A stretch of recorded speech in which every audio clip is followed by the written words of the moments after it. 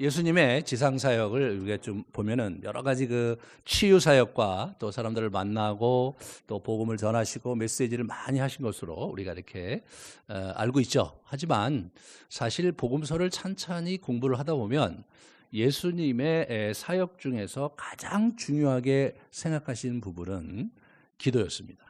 기도가 이분의 그 중심에 와 있었기 때문에 어떤 각도로 비추어지고 어떤 장면에서도 이게 예수님이 기도하는 모습과 또 기도의 이해를 우리가 비껴갈 수가 없습니다. 오늘도 예수님께서 이제 만찬을 마치시고 이제 겟세마네 동산에 오셔서 내일은 이제 곧 이제 돌아가실 그런 상황에서 깊이 고민하고 마음 아파하고 번민하면서 영혼의 고뇌의 기도를 드렸던 장면이 바로 오늘 이 장면입니다. 11제자를 데리고 가셨습니다. 이미 가룟 유다는 이미 그 만찬 석상을 떠났던 것을 우리가 알고 있습니다.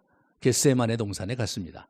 겟세마네 동산은 이게 이제 그 겟세마네라는 자체가 차규기, 기름 짜는 기계 그런 뜻이에요. 그래서 여기가 올리브유가 굉장히 유명하죠. 우리나라도 이제 최근에 뭐 올리브유 이제 식용에 많이 쓰는데 이 올리브유가 아주 많이 났던 그런 그 지역입니다. 그쪽이. 그래서 거기에 그 올리브 기름 짜는 곳이 거기 있었던 거예요. 거기에 예수님께서 가서 이제 계시는데 오늘 본문에서 보면 습관을 쫓아서 가셨다 이렇게 얘기하죠. 예수님께서 습관을 쫓아서 거기 가신 거예요. 예수님은 지금 유월절 기간을 이제 이렇게 지내고 계신데 지난 시간에 우리 허 목사가 얘기했듯이 유월절 기간에 사람들이 굉장히 많습니다. 수십만의 사람들이 평소에는 학자들에 의하면 한 3만 명 정도가 상주하는 그런 공간이래요. 이 고고학적으로 볼 때. 그런데 거기에 이제 사실은 10만 명이 와도 사실은 굉장히 벅찬 건데 뭐 20만, 30만 또는 그 이상 얘기를 이제 하는 학자들이 있을 정도로 굉장히 많이 왔습니다. 그렇게 될 경우 이제 7일 동안 또는 8일 동안 거기 있을 때 어려운 게 뭐냐면 숙박시설이죠. 예수님은 사실 돈이 많으신 분이 아니었고 그렇기 때문에 이제 노숙을 하셨습니다. 그 당시에 대부분의 가난한 사람들이 노숙을 한 거예요. 근데 노숙을 해도 그들의 규례상 안식일에 걸을 만한 거리라는 표현이 있어요. 안식일에 2000규빗인데 900m입니다. 900m. 그런데 겟세마네가 이 성전에서 딱 800m 거리에 있었다고 그래요. 그러니까 이제 어간에 이제 삥 그 성전 둘레 거기 쭉 삥 둘러서 이제 사람들이 거기서 노숙을 할 수 있었는데 거의 끄트머리쯤에 이분이 거기서 노숙을 하셨고 습관을 쫓아서 갔고 그다음에 거기에 누가 오느냐면 요 장면이 끝나고 나서 우리 가룟 유다가 사람들을 데리고 이제 체포하러 오는 그런 장면을 보게 돼요. 그런 걸로 봐서 여기가 고정적인 노숙 장소였던 것 같아요. 그래서 이분이 거기에 이제 제자들을 데리고 갔습니다. 이분은 아주 심정적으로 지금 굉장히 고통스러운 시간입니다. 이미 좀 전에 이제 있었던 그 만찬 석상이 굉장히 어려운 시간이었거든요. 요한복음 13장에 보면 만찬 석상에서 예수님의 심정을 단적으로 표현하는 장면이 나와요. 13장 1절과 3절을 같이 보시면 예수께서 자기가 세상을 떠나 아버지께로 돌아갈 때가 이른 줄 아시고 이렇게 하죠. 모든 것을 자기 손에 맡기신 것과 또 자기가 하나님께로부터 오셨다가 하나님께로 돌아갈 것을 아시고 이런 표현을 씁니다. 그러니까 이분은 지금 내일 돌아가실 걸 알고 계셨어요. 그러니까 마음이 굉장히 힘든 상황입니다. 그런 상황에서 이제 만찬석상에서 무슨 일이 있었냐면 오늘 그 누가복음 본문 앞부분에 이 전문맥에 보면요.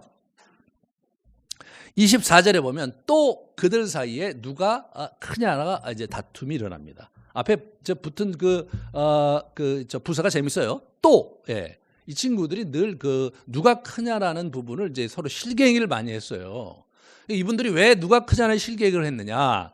예수님께서 정치적으로 다윗 왕국을 재건할 메시아라고 생각을 하고 있었어요, 이분들은요. 그런데 지금 이게 마지막 예루살렘 성에 왔을 때는 호산나 호산나 다윗의 자손이 하면서 수많은 군중들이 나와서 예수님을 환영했고 예수님도 평소와는 달리 나귀를 타고 입성을 하시면서 그 환영하는 그 인파 속에서 자기의 존재감을 알리셨습니다. 제자들의 입장에서 볼 때는 예전과는 다른 모습들, 사람들도 굉장히 예수를 지지하는 모습들이 보인데다가 성경 청결 사건이 있죠. 예, 그래서 지난 시간에 우리 허 목사 메시지 전했던 성전을 장사치를 몰아내면서 만민이 와서 기도하는 집인데 너희가 왜 강도의 소굴을 만드느냐? 그런데 그렇게 되면 거기가 성전 아니기 때문에 거기가 어떻게 되냐면 성전 경비대들이 와서 거기 치안을 담당하게 돼 있었어요. 굉장히 중요한 그런 대목이에요. 왜냐하면 이스라엘 나라가 당시에 1인자가 누구냐면 대제사장입니다. 정치적인 인물이었어요. 사실 산헤드린 공회의 대표이고 종교 지도자가 정치도 겸했기 때문에 사실은 이 사람이 이제 1인자예요. 2인자가 누구냐? 성전 경호대장입니다. 그러니까 성전 경호대가 이스라엘에게서 굉장히 중요한 사람들인 거예요. 왜냐하면 군대는 로마 군대가 있잖아요. 이분들이 로마의 속국에 있기 때문에 실제로 이 사람들이 가질 수 있는 건 경찰력이에요. 경찰력인데 경찰력이 누구냐면 성전 경호대니까 실제로 대제사장이 자신의 권력을 행사할 수 있는 최정예 부대가 성전 경호대였는데 자기들의 밥그릇인 이제 장사치들 거기서 나온 수익금을 자기들이 이제 먹고 이제 그랬거든요. 그 친구들이 사실은 굉장히 기록에 의하면 아주 비열하고 돈을 너무나 밝히는 친구들이었어요. 그러니까 이제 환전해 갖고 이제 환차익을 또 자기들이 먹고 이제 짐승들 제물에 바칠 것도 비싸게 받아서 이제 이렇게 하는데 아무거나 할 수가 없는 거예요. 지금 이들이 성전 안에 들어와서 지금 장사를 하고 있다는 것은 성전 안은 이 완전히 대제사장들 사람들이 이제 자기들이 통제하는 곳이잖아요. 거기는 아무나 들어올 수가 없는 거죠. 그렇잖아요. 그래서 이제 이 사람들이 들어와서 거기서 이제 그걸 하고 심지어는 기간에 이제 엄청난 많은 양과 소를 잡아요. 그러면 그게 수만 마리씩 잡는 거였어요. 수만 마리씩. 그러니까 이제 그럴 경우에 피가 많잖아요. 이 짐승의 피가. 제단에서 이렇게 흘러내려와서 짐승들 워낙 많이 잡으니까 저쪽 성 밖에 이렇게 커다란 웅덩이에 이게 피가 그득했다고 그래요. 그런데 그 피를 사실은 거름으로 썼는데 그 주변에 포도밭도 많고 그런 상황이었기 때문에 그걸 농부들이 가져갈 때 거기다가 병사를 둬서 그걸 팔았습니다. 그 팔은 수익까지 챙긴 놈들이 바로 그런 놈들이었어요. 그러니까 이 자기 밥그릇을 이 사람들이 완전히 그냥 이렇게 예수님이 막 회파시켰는데도 불구하고 못 붙들었어요. 체포를 못했단 말이에요. 왜? 군중들이 이 무리들이 예수를 강력하게 지지하고 있었기 때문에 이 사람들이 어떻게 건드릴 수가 없었던 거예요. 그 옆에 누가 있었냐면 제자들이 있었잖아요. 그러니까 제자들의 입장에서는 드디어 때가 된 거죠. 네, 이분들은 지금 어떻게 되냐면 이번 판에 뭔가 예수님이 다른 행동을 하신 거죠. 가령 나귀를 타고 들어가신 적은 없었어요. 여태까지요. 그러니까 제자들의 입장에서는 이번에 예수님께서 뭔가 일을 도모하실 거라고 분명히 믿었는데 사실 예수님은 뭔가를 도모하실 걸 맞죠. 하지만 사실은 정치적으로 거기를 장악하는 게 그분의 의도가 아니라 본인은 십자가에 못 박혀 죽는 게 그분의 의도였거든요. 그러니까 이게 동상이몽이죠. 완전히 서로 다른 거예요. 완전히. 그러니까 예수님이 되게 답답하고 막 그래서 이제 우리 베드로한테 베드로야, 사단이 나한테 와서 너를 밀가부로 타려고 나한테 요청했는데 내가 기도로 물리쳤다. 베드로, 이거 무슨 말씀이십니까? 내가 저기 예수님을 내가 왜 버립니까? 사실 버려서는 안 되죠. 지금 이분이 대권 주자인데, 버려서 절대로 안 되잖아요. 그런 상황인데 이 사람이 이제 예수님께서 그러시니까 안 된다고 아니라고 막 우기죠. 그럴 때 예수님께서 뭐라고 그러시냐면 찬물을 쫙 견지면서 내가 오늘 밤에 이 밤이 지나가기 전에 나를 3번 부인할 거다. 그런 얘기를 하신 거예요. 그러니까 분위기가 아주 안 좋습니다. 예수님 진짜 분위기 안 좋아요, 지금. 지금 저기 우리 가룟 유다가 나갔잖아요. 만찬석상에서 이제 또 하다가 나갔어요. 네 할 일을 속히 하라고 그랬더니 이놈이 나갔어요. 나머지 친구들은 왜 그런지도 모르고 있고 계속해서 또 누가 싸우냐고 누가 크냐고 그러고 있고 베드로를 그렇게 건드렸는데 베드로는 또 딴소리를 하고 있고 예수님 좀 답답해서 야 지금 때가 보통 때가 아니니까 그러니까 너희가 잘 준비하고 그리고 검을 준비해라. 너희가 옷을 팔아서라도 검을 준비해라. 그런 얘기를 해요. 그런데 이제 이 친구들이 거기서 이제 하는 얘기가 진짜 가관입니다. 우리 38절에 보면 그들이 여짜오되 주여 보소서 여기 검 둘이 있나이다. 대답하시되 족하다. 여기 검 둘이 있습니다. 지금 예수님이 검 얘기하는 거 아니거든요. 그 비유를 들어서 너가 지금 마음 채비를 단단히 하고 그리고 미래를 준비하라고 그런 식으로 얘기를 했는데 이 친구들이 또 전혀 딴 얘기를 하는 거예요. 검이 두 개 있는데요? 됐다. 우리나라 말로 족하다. 됐다. 영어로 뭐라고 나오는지 아세요? Enough 이렇게 나와요. Enough. 그러니까 이제 진짜 예수님 진짜 떡떠름하시고 기분 너무 안 좋으십니다 지금. 그래서 가자. 그래서 이제 자라가자고 이제 데려간 거예요. 겟세마네 이제 간 거예요. 겟세마네 가서 이제 어차피 이 친구도 지금 정신이 없어요. 그래서 이제 어떻게 했냐면 8명은 너희들 여기 있어. 너 여기 있고 베드로와 요한과 야고보만 데리고 돌 던질 만한 거리로 가셔도 돼요. 쭉 저쪽에 가서 그래서 거기서 한적한 곳에서 이분이 뭐 하셨냐면 기도하신 거예요. 이분 지금 기분 굉장히 안 좋습니다. 그런데 이분이 이렇게 보시면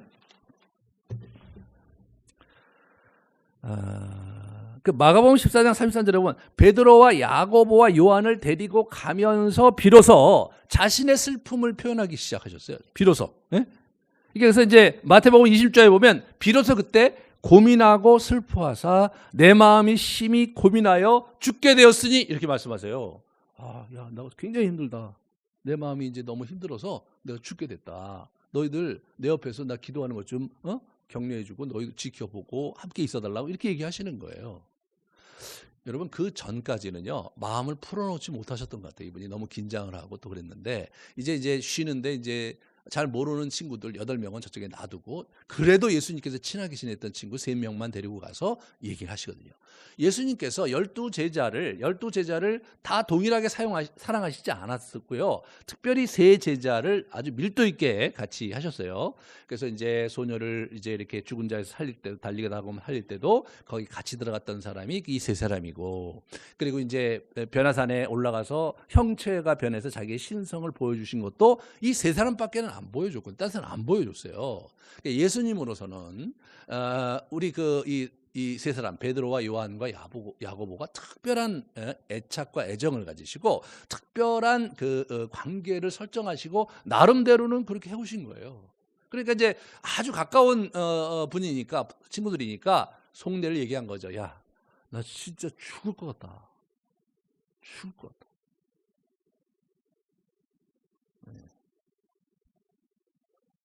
우리는 이런 생각을 할 수 있어요. 예수님이 이제 하나님의 아들이고 신이시니까 뭐 그 정도 스트레스는 잘 견딜 수 있는 것 아닌가 이런 생각을 할 수도 있죠. 하지만 예수님께서 이렇게 쭉 이제 복음서를 보다 보면 완전한 인간이라고 이제 우리 초창기 우리 초대교회에서 결론을 내렸는데 예수님이 완전한 인간이자 완전한 신이다 이런 결론을 내렸어요. 왜 그러냐면 읽다 보면 아시겠지만 진짜 똑같이 인간의 심정과 어려움을 100% 표현하시거든요, 이분이.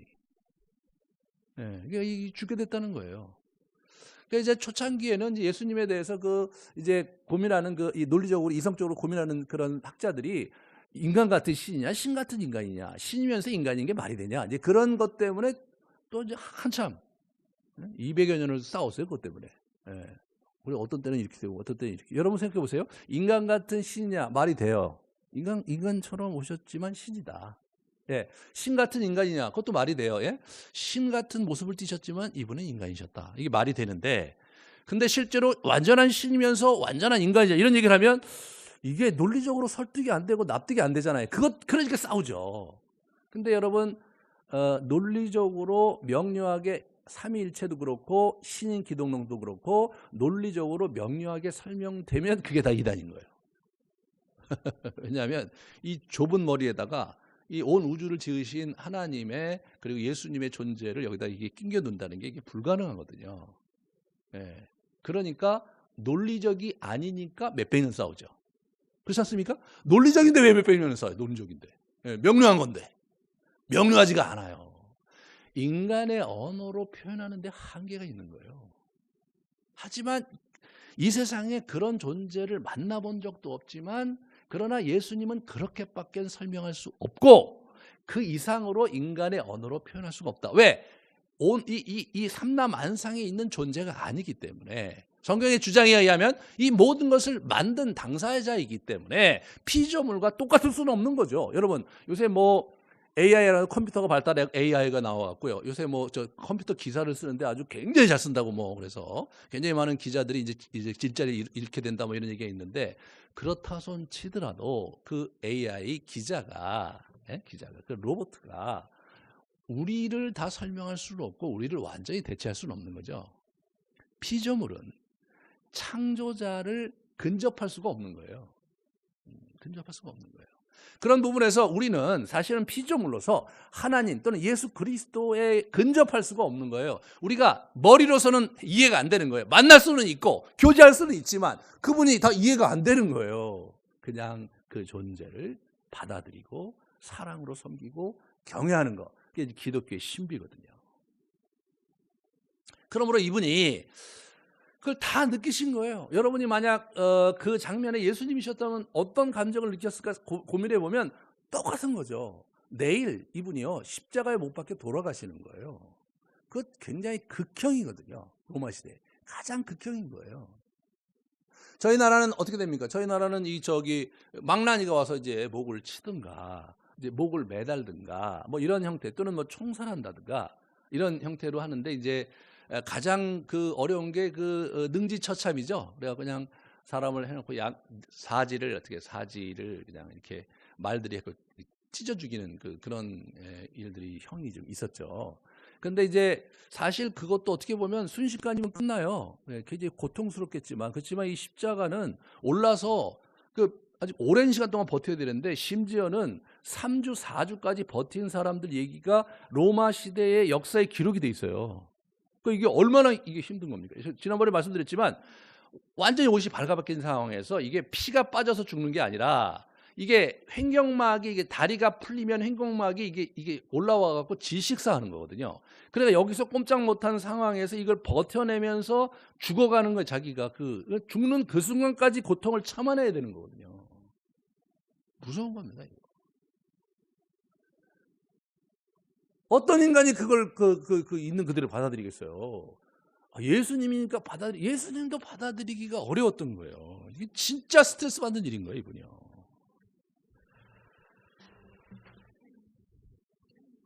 그래서 예수님이 하나님과 치열한 싸움을 하는 겁니다. 그래서 오늘 제목이 영혼의 씨름이에요.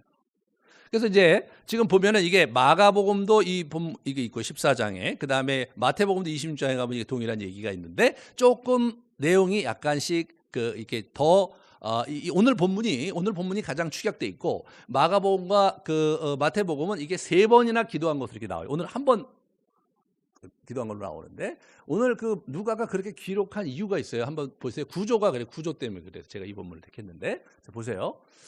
저게 전원 구조를 갖고 있는 거예요. 지금 마가는 예수님께서 지금 어떻게 됩니까? 이 땀이 이게 피처럼 흐르는 거, 피처럼 이렇게 떨어지지 뚝뚝 흘리는 거, 그러면서 하나님과 씨름하는 거를 표현하기 위해서 지금 이런 구조를 쓴 거예요. 근데 재미난 건 A와 A-에 보시면요, 유혹에 빠지지 않게 기도하신 거예요. 그죠? 시험에 들지 않게 기도하시는 거예요.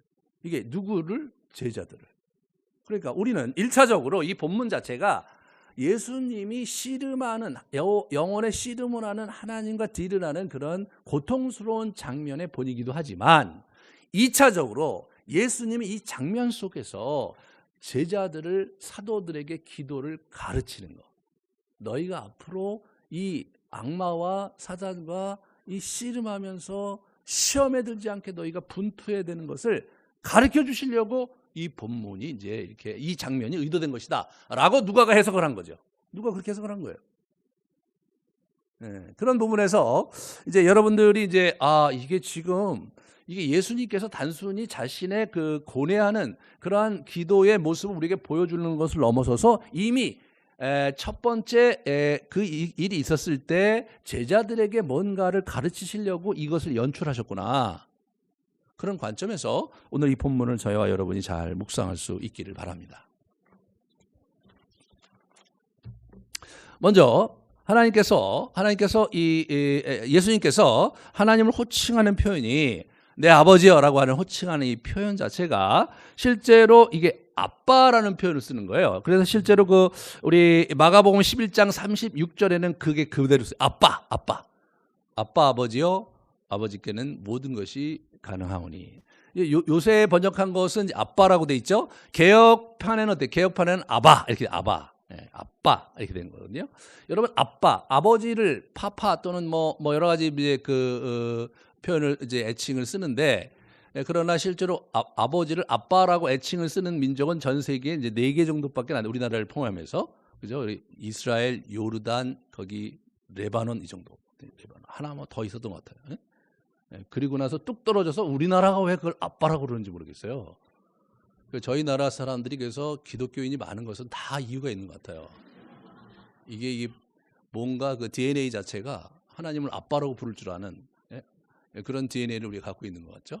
아빠예요, 아빠. 그래서 이게 그 사실은 그 아주 결정적인 순간에 아빠라고 이렇게 부르는 우리가 아버지를 아빠라고 부르는 거잖아요, 우리가. 네, 굉장히 친밀한 단어예요. 저건 그 당시에 유대인들은 저렇게 하나님께 나아가지 못했습니다. 굉장히 경외하고 그 높여드려야 되기 때문에 이름을 감히 읊조리지 못할 정도로 이름을 부르지 못했어요. 여호와라는 이름을 못 불렀어요, 그들이요. 잘못 이해를 했던 거죠. 시간은 제가 예수님 이름으로 할 때 이름에 대해서 말씀을 드렸는데, 그만큼 굉장히 친밀한 하늘에 계신 여호와여 이거 하고요, 그냥 거두절미하고 아빠 이렇게 하는 거하고 완전히 이제 지금 오늘 기도 내용은 아빠라는 데 있어요. 아빠라는 데. 아빠 나 죽게 됐어. 아빠 나 도와줘야 돼. 아빠 이거 꼭 내가 가야 돼? 할 수만 있으면 이거 좀 피해 줄 수는 없어? 막 이런 얘기를 하는 거예요, 지금요.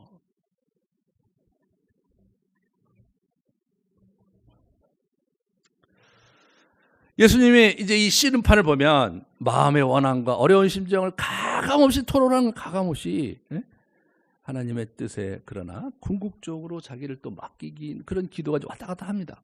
그래서 43절에 보면 천사가 나타나요. 천사가. 이분이 이제 너무나 힘드신 거죠. 예수님이 너무나 힘드니까 하늘에서 누가 내려와요? 천사가 내려와요.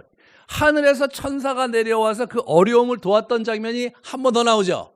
그게 뭐냐면 4장에 이 예수님이 그 40일 금식 기도하실 때 광야에서 그때 천사가 나와서 그를 도왔다, 이렇게 표현이 나옵니다. 그때 이후로 지금이 와서 어려운 장면에서 하나님께서 이제 천사를 보내서 응원해 주시는 그런 장면을 보내주는 거예요. 예수님 굉장히 힘드셨던 것을 우리가 단적으로 표현할 수 있고, 그러니까 이 땀이 흘리는데 핏방울이 흐르는 것처럼 그렇게 흘렀다, 이렇게 나오죠. 그러니까 땀이 이제 굉장히 농도 깊게 아주 진액처럼 나왔다, 이제 그런 의미로 이렇게 얘기를 이제 하신 거죠. 자, 여기서 우리가 이제 이 씨름에서 우리가 좀 봐야 될 게 뭐냐면 핵심이 결국은 하나님의 뜻에 복종하는 거였습니다. 자기는 지금 너무나 힘들어요. 정말 가능한 한 하고 싶지 않아요. 그런데 하나님의 뜻에 복종을 해야 되니까 어려워서 이제 그렇게 하는 거죠. 이게 우리 기도할 때 이제 우리가 이 부분을 참 잘 조심해야 됩니다.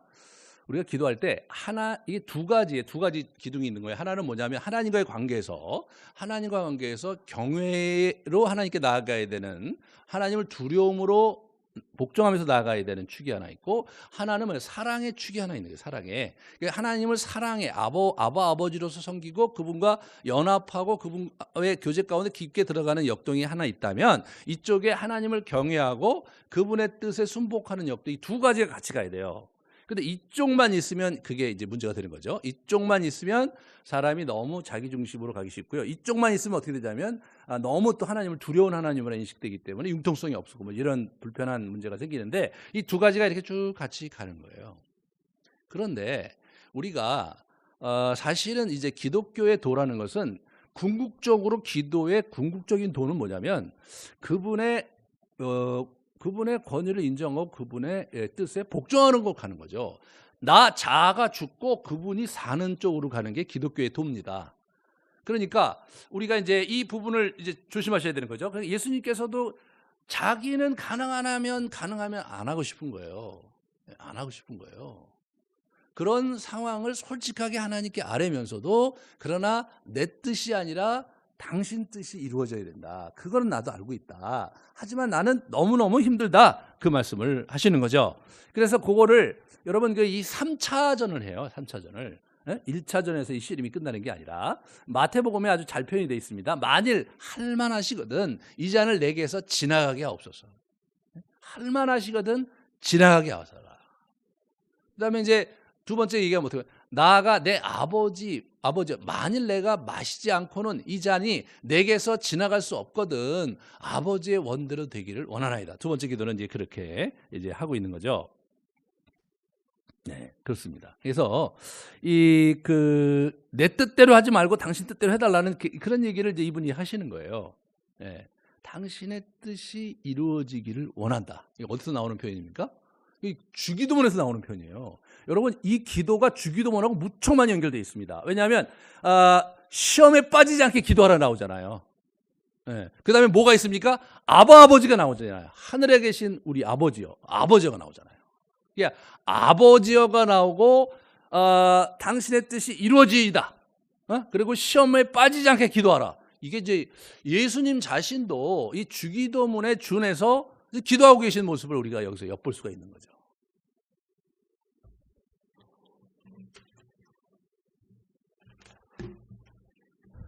이분이 정말로 무릎 꿇고 기도했고요. 애써서 22장 우리 오늘 44절에 보면 애써서 기도했습니다. 이런 장면에서 예수님께서 경고하는 건 뭐였냐면 악한 영과의 싸움이다 이것은. 그러므로 시험에 빠지지 않게 너희가 기도해야 된다. 시험에 빠지지 않게 기도해야 된다. 그 얘기가 이제 이 얘기 속에서 이제 굉장히 중요하게 우리가 이제 붙잡아야 되는 부분이죠. 우리가 이제 우리가 오늘 본문에서 이제 예수님의 기도와 함께 동시에 붙잡아야 될 게 뭐냐면 제자들의 기도에 대한 태도인 거예요. 그리고 제자들에게 요구하시는 바가 뭔가를 같이 봐야 되는 거죠. 오늘 본문이. 그래서 이제 이 가만히 보면은 8명이 여기 앉아 있으라고 하시고 쑥 들어갔는데 특별히 이 세 제자가 첫 번째 졸고 있어요. 이 사람 졸고 있어요. 그래서 밤늦도록 이제 이 사람들이 뭘 하는 거냐면 노래하면서 술 마시고 있는 게 그 당시 관례였어요. 예? 노래하면서 이렇게 밤늦도록 거의 밤을 새면서 그 6월절 그렇게 지내는 거거든요. 이 친구들이 밤늦도록 노래하고 밤늦도록 술을 먹고 그리고 지낸 거예요. 그러고 나서 이제 왔는데 굉장히 졸리죠. 굉장히 졸립니다. 그래서 마가복음에 보면 눈이 심히 피곤한지라 이 눈꺼풀이 이게 안 떨어지는 거예요. 너무나 피곤하니까. 그래서 예수님께서 그 유명한 말씀하시죠. 마음은 원이로되 육체가 너희가 약하구나. 그래서 이게 보시면 오늘 45절이 아주 너무나 인상적이에요. 오늘 본문의 45절은 진짜 거의 압권입니다. 그래서 45절 보시면 기도 후에 일어나 제자들에게 가서 슬픔으로 인하여 잠든 것을 슬퍼. 왜 슬퍼요? 예수님은 자꾸 깨어있으라고 그러지. 나는 그냥 눈꺼풀이 그냥 막 너무나 무겁지. 그러니까 그냥 막 이러면서 막 하면서 찡그리고 자고 있는 거예요. 이 녀석들이 예수님의 슬픔을 나누는 건 절대로 아니죠. 그래서 슬픔으로 인해서 잠들었다. 야, 됐다. 이제 더 이상 그럴 필요 없다. 이제 저 친구들 오니까 빨리 일어나라. 그런 얘기를 이제 하시는 거예요. 그러니까 이 부분에서 참 예수님이 마지막까지 제자들에 대한 애정을 이렇게 표현하시는 장면이 여러분과 저에게 굉장히 좀 의미 있게 다가왔으면 좋겠다.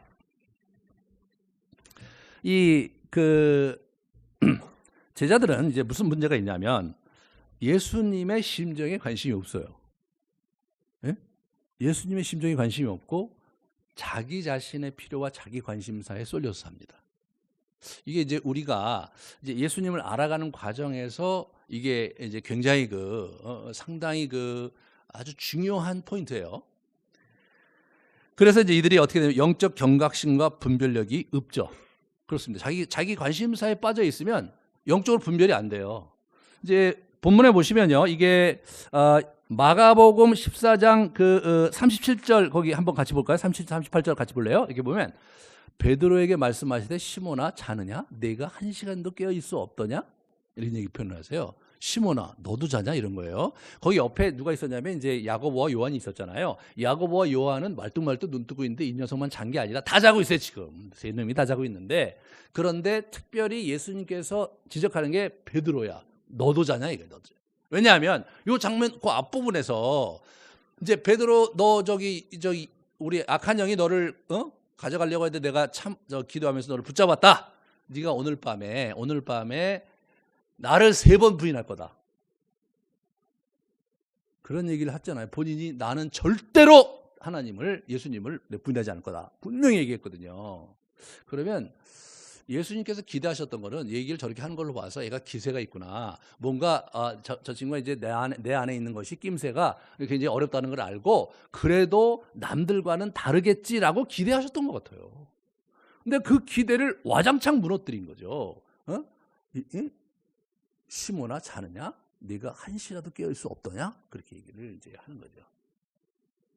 아마 여러분 생각해 보세요. 이분들의 패러다임 속에서는, 제자들의 패러다임 속에서는 예수님이 참 신기하다고 말씀을 하시는데 내일 이제 대권을 거머쥐고 나면 할 일도 많고 이제 그렇잖아요. 여러 가지 이제 긴장 관계도 있고 뭐 처리할 일도 되게 많으니까 막상 이제 그렇게 되니까 이분이 힘들어 하시는 거겠거니 이렇게 생각하지 않았겠어요? 여러분이 그 장면이면 여러분 그렇게 생각했을 거죠. 왜냐하면 예수님께서 돌아가실 것이라고 생각을 안 하고 있잖아요. 이분들이요. 그런 거예요. 그러니까 이제 대통령이 되는 건데 이제 대통령이 되기 전날 밤인데 이 사람이 나 많이 괴롭다. 내일 대통령 될 게 너무 괴로운데 너희들 나를 위해서 기도해줘라. 그러면은 옆에서 무슨 생각하겠어요? 괴롭겠지. 그렇게 생각하잖아요. 그 중체에 대한 중책을 맡는데 얼마나 힘들까. 막상 되면은 참 너무나 부담이 되겠다. 이분들이 아마 그렇게 생각하신 것 같아요. 부담이 되시죠. 이렇게 생각한 것 같아요. 자는 거죠. 네. 뭔 생각하는 겁니까?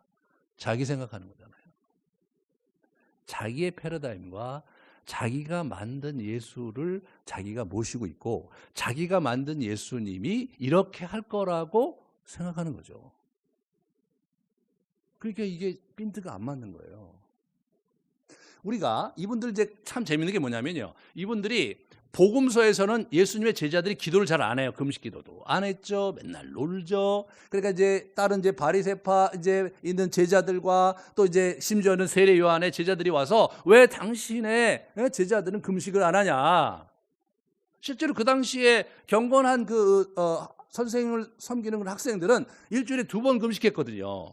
화요일하고 2번 금식을 했어요. 근데 이 사람들은 금식하기는커녕 먹고 마시기를 즐긴단 말이죠. 그걸 안 했어요. 그리고 평소에 예수님이 혼자 기도하시는 장면은 잔뜩 나오는데 여러분 복음서 전체에서요 예수님과 그들이 함께 기도했다 없습니다. 너무나 재밌어요. 복음서는 한 번도 예수님과 함께 기도한 적이 없어요. 복음서는 예수님은 기도했다, 예수님 기도해서 이렇게 가르쳤다, 우리는 이렇게 물었다 이런 얘기는 잔뜩 나오는데 실제로는 이들은 기도하지 않았습니다. 너무나 놀라운 거죠. 그런데 참 재밌는 거는 예수님 돌아가시고 부활하시고 난 다음에 사도행전에 가면요 엄청나게 기도합니다.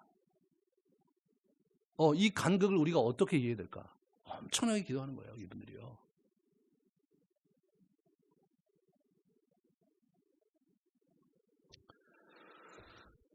예수님이 누구신지를 알고 내가 아니라 예수님 중심으로 생각하고 예수님 중심으로 상황을 바라보기 시작하면 기도가 되기 시작합니다. 그게 어려워요. 나 중심적으로 생각하면 기도가 안 되는데 예수님 중심적으로 생각하면 이 기도가 되기 시작하고 또 그분이 어떤 분이신지 잘 알면 기도가 되는 거거든요. 기도가 앉아있으면 기도가 잘 안 되는데 그래서 기도가 안 되기 때문에 힘들어하시는 분들이 이제 있죠. 그래서 많이 호소를 하시죠. 근데 그 기도가 안 되는 이유가 자기 감정의 기도가 굉장히 많이 이렇게 묶여 있으면 감정적으로 자기가 뭔가 이게 터져 나오지도 않고 말도 잘 안 되고 뭘 기도해야 될지도 잘 안 잡히고 이제 그럴 때 우리가 기도가 안 되니까 힘들어하는 거죠. 그런데 여러분, 기도라는 게 그렇게 뭘 말을 많이 해야 되는 게 아니라고 생각하면 이게 달라지는 거예요. 기도가 그분과 함께 있는 시간을 그분과 교제하는 시간이라고 생각하면, 그냥 기도하러 왔는데 할 말이 없다. 할 말이 없으면 어떻게 됩니까? 가만히 있는 거죠. 여러분, 어떤 사람을 만나러 갔어요. 할 말이 없어요.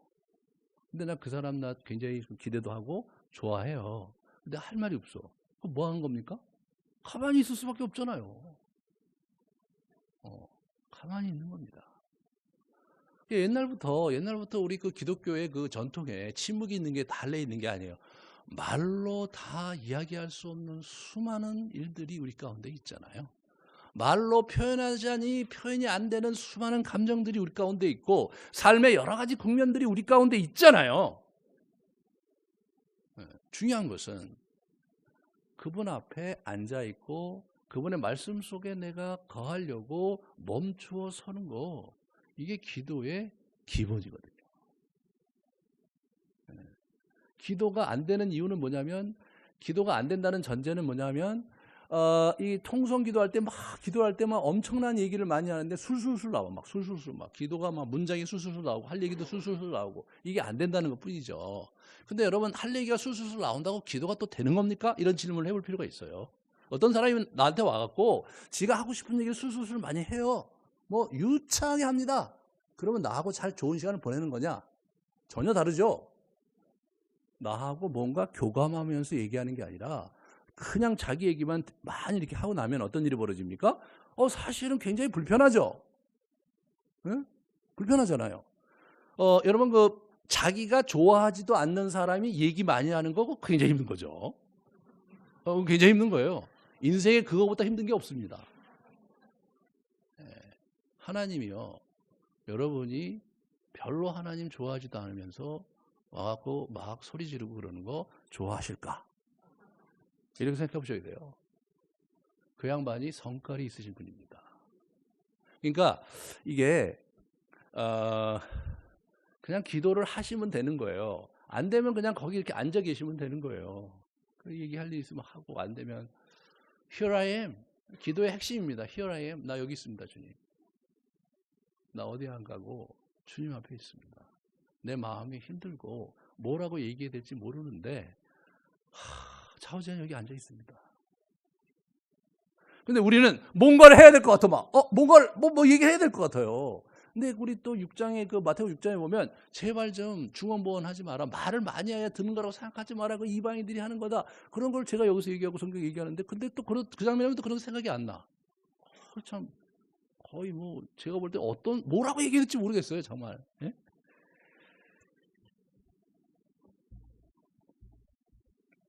그렇기 때문에 기도에서 굉장히 중요한 건요, 나를 알고 하나님을 아는 게 되게 중요해요. 그래서 나가 어떤 존재인지를 알고 하나님이 어떤 존재인지를 아는 것이, 그게 깊이 되면서 어떻게 되냐, 기도가 깊이 들어가는 거예요. 이분들이 이 사도행전에서 기도를 많이 하는 것을 성령께서 충만하게 영을 허락하셔서 그렇게 됐다라고 하나의 측면으로 얘기할 수 있지만, 또 다른 측면에서는 예수 그리스도를 이제 명료하게 이해하게 되고 알게 된 거예요. 할 얘기가 많죠. 또 자기 자신을 깨닫게 된 거예요. 내가 정말 내 욕심을 따라서 내가 예수님을 쫓아다니고 있었구나. 그걸 자기가 깨닫게 되니까 또 달라지는 거죠. 내가 누구인지를 알고 자의식이 그게 이제 깊어져야 하나님과도 깊은 대화를 나눌 수가 있는 거죠. 자의식이 깊지 않은데 하나님과 무슨 깊은 대화를 나눌 수 있겠습니까? 내가 원하는 게 분명하지 않은데, 내가 내 느낌과 내 감정에 대한 이해가 선명하고 분명하지 않은데 얘기를 오래 할 게 없죠. 그런데도 불구하고 얘기를 많이 한다는 것은 그냥 소리 지르는 거죠. 소리 지르는 거죠. 우리 애가요, 엄청나게 애들 소리 지르잖아요. 이제 우리 저쪽에 보면은 이제 그 저녁에 이렇게 금요일 날 저녁에 이제 제가 이렇게 지난번에 메시지를 전하는데, 우리 아이들이 그 바깥에서 놀잖아요. 무척 떠들죠. 소리를 고래고래 지르는 친구도 있고요. 스트레스를 받은 걸 거기서 다 어떻게 토해내려고. 근데 사실 들을 얘기는 하나도 없어요. 우리는 알죠. 제가 뭔가 힘들구나. 뭔가 그 스트레스가 많구나. 그러니까 우리가 애니까 아유, 정말 와하고 저렇게 그냥 시끄럽게 저렇게 하면서 그 스트레스 풀으니까 참 보기에도 좀 마음이 좋죠. 우리 귀는 시끄럽지만 그 친구 입장에서 보면 얼마나 즐거운 시간이에요, 그 시간이요. 예, 그냥 더 큰 운동장을 만들고 싶어요. 거기 다 사갖고 마음껏 소리 지르게 하고 싶을 정도예요. 사실 하나님의 마음이 그런 거라고 생각해요, 저는. 하지만 의미 있는 대화는 할 게 없잖아요. 재미 하나도 없죠, 하나님 편에서 보면. 그렇게 시끄럽게 다니는 그 애들하고 이렇게 보면 그냥 아유 저 녀석 저 귀엽게 생겼다, 소리도 크네, 뭐 이런 걸 할 수 있지만 불러다 놓고 야, 네 마음이 정말 찢어지게 아프냐? 이런 얘기를 할 수는 없잖아요. 왜? 이 친구가 지가 자의식도 분명하지도 않고 자기가 왜 소리 지르는지 지도 모르고 아유 너무 어려운 거예요. 이 기독교의 도라는 것은 자기가 누구인지를 알아가고 내가 이 땅을 어떻게 살아가야 되는지도 이해하고 자기 감정이 뭔지도 많이 알아가는 그러한 성장의 여정 속에서 우리의 도를 가는 거거든요. 예, 그런 거잖아요. 목사님 뭐 이렇게 열심히 그렇게 살아야 되나요? 예, 그렇게 안 하면 우리의 시간이 헛되이 지나가고 우리의 인생이 자꾸 꾸겨지고 점점점 대인관계가 좁아지고 부딪히는 사람 더 많아지고 마음이 편치 않고 우리가 우리의 영혼이 그리스도의 영으로 부요하고 우리가 그분 안에서 우리의 감정을 씻어내고 그러한 역동을 우리가 우리 가운데 흡수할 수 없다면 우리 인생은 그냥 주변의 상황에 짓이김을 당하고 주변의 환경 속에 억눌림을 당하고 그냥 인생이 고뇌고 인생이 고해바다라는 이 석가의 통찰이 맞구나 정도를 우리가 아는 것뿐이지 쥐뿔도 아니거든요. 인생이 이게 진짜 이게 이렇게 흘러가 버리면 이게 감정밖에 남지 않는 인생이 돼버리면 정말로 비참해지는 거예요. 우리가 그 고상하신 예수님을 섬기는 그 도를 우리가 붙잡고 있으면서 우리가 그분이 우리에게 주시려고 했던 그 고상한 깊이와 삶의 의미와 그리고 우리 영혼의 깊은 곳에 있는 우리의 갈증을 해소할 수 있는 그러한 통로를 그분이 열어주셨는데 그 모든 것을 우리가 누리지 못한 채 그렇게 신앙생활을 한다는 것은 너무나 불행한 일이다. 예수님께서 항상 기도하라고 하신 것은 바로 여러분과 우리 자신이 항상 기도하는 삶을 살 때에 이 땅을 복되게 살 수 있는 문제가 많은 인간이라는 것을 말씀해 주신 거더라고요. 말씀해 주신 겁니다. 우리가 하나님과 대화하지 않으면 그 누군가와 대화합니다, 여러분. TV와 대화하든 또는 뭐 여기 저기 스마트폰에 여러 영상과 대화하든 어떤 책과 대화하든 누군가와 뭔가 얘기하고 사는 존재의 우리가 인간은 소통하는 존재잖아요. 뭔가와 소통을 해야 돼. 그런데 그 누군가와 뭔가와 소통하는 것 자체가 우리의 삶을 결정하고 내가 누구인지를 결정하는 거잖아요.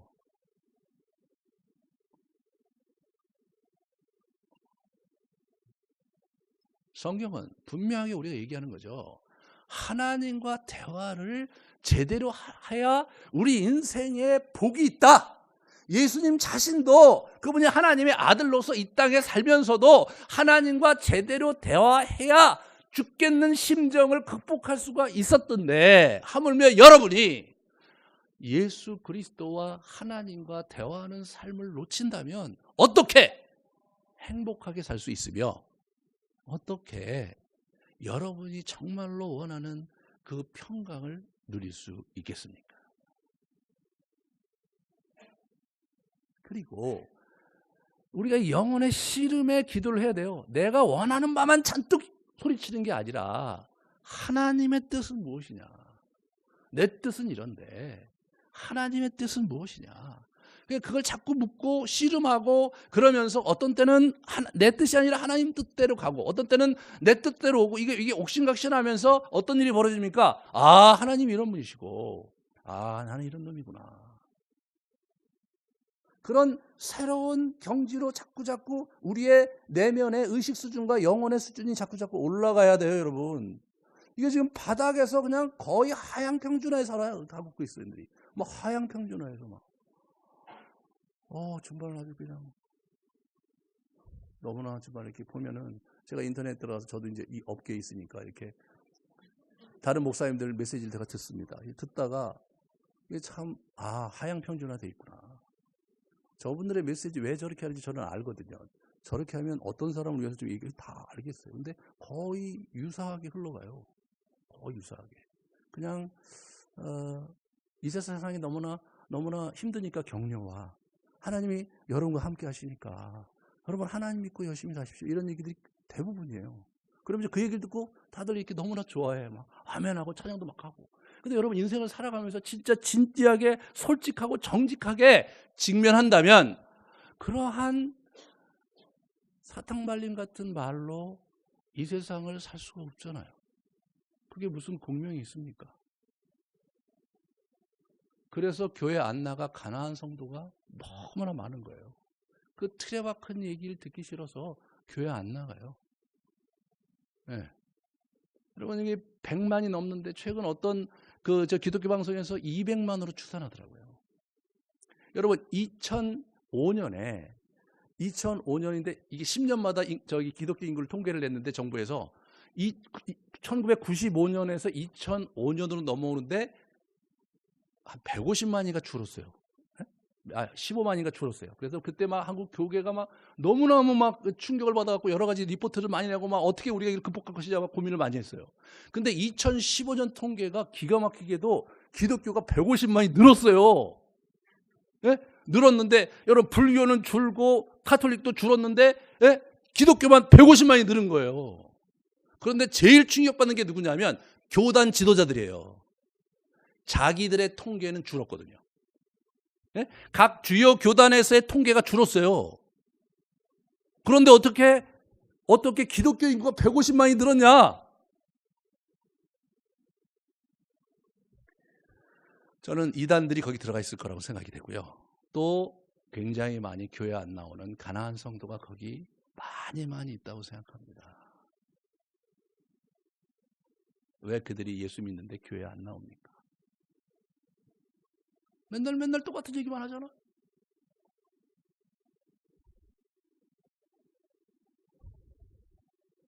기독교의 도는 우리 자신을 버리고 그리스도로 살아가는 거잖아요.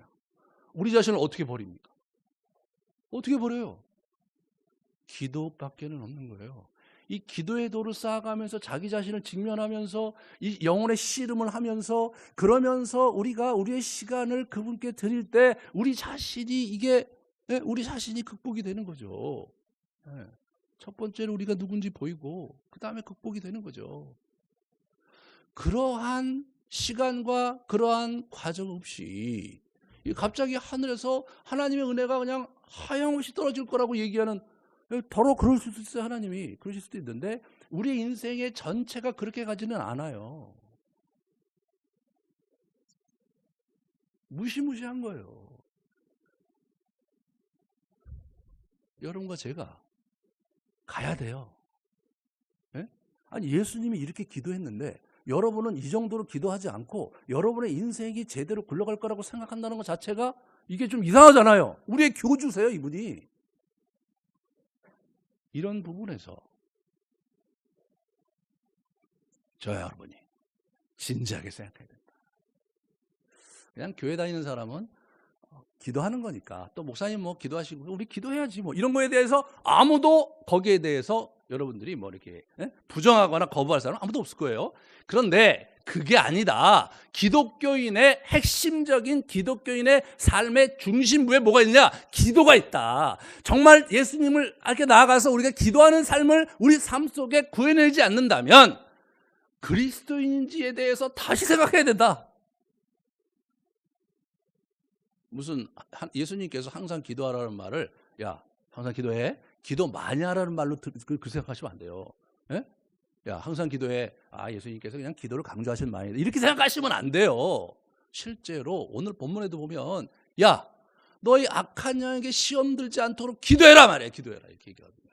예수님의 최측근도 악한 영에 의해서 공격받아서 그냥 시험 받고 무너지는 판인데 여러분과 같이 정말 그냥 제가 거기까지만 할게요. 거기까지만.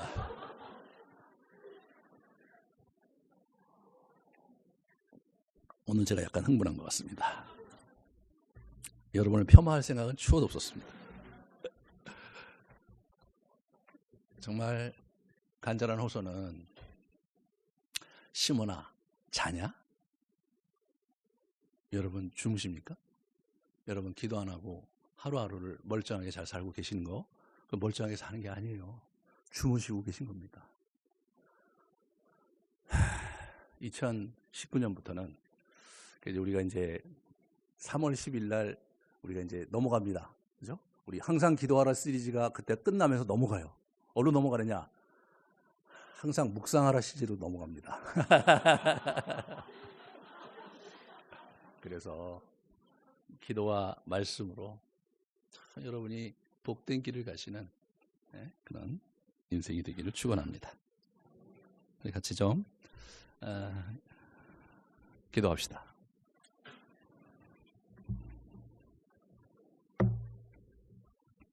제가 2번 낭독을 해드리겠습니다. 여러분 가만히 묵상하시면서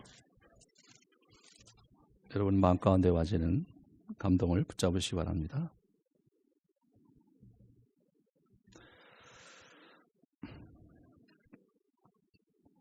예수께서 나가사 습관을 따라 감람산에 가심에 제자들도 따라갔더니 그곳에 이르러 그들에게 이르시되 유혹에 빠지지 않게 기도하라 하시고 그들을 떠나 돌 던질 만큼 가서 무릎을 꿇고 기도하여 이르시되 아버지여 만일 아버지의 뜻이거든 이 잔을 내게서 옮기시옵소서. 그러나 내 원대로 마시옵고 아버지의 원대로 되기를 원하나이다. 천사가 하늘로부터 예수께 나타나 힘을 더하더라. 예수께서 힘쓰고 애써 더욱 간절히 기도하시니 땀이 땅에 떨어지는 핏방울같이 되더라. 기도 후에 일어나 제자들에게 가서 슬픔으로 인하여 잠든 것을 보시고 이르시되 어찌하여 자느냐? 시험에 들지 않게 일어나 기도하라 하시니라.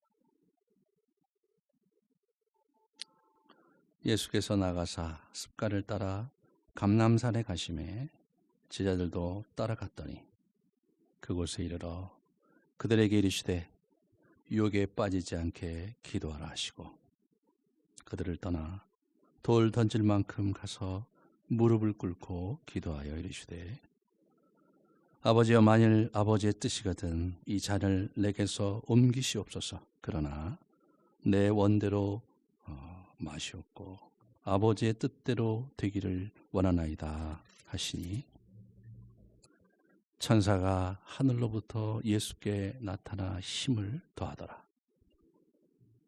예수께서 힘쓰고 애써 더욱 간절히 기도하시니 땀이 땅에 떨어지는 핏방울같이 되더라. 기도 후에 일어나 제자들에게 가서 슬픔으로 인하여 잠든 것을 보시고 이르시되 어찌하여 자느냐? 시험에 들지 않게 일어나 기도하라 하시니라. 아멘. 묵상에 들어가시겠습니다.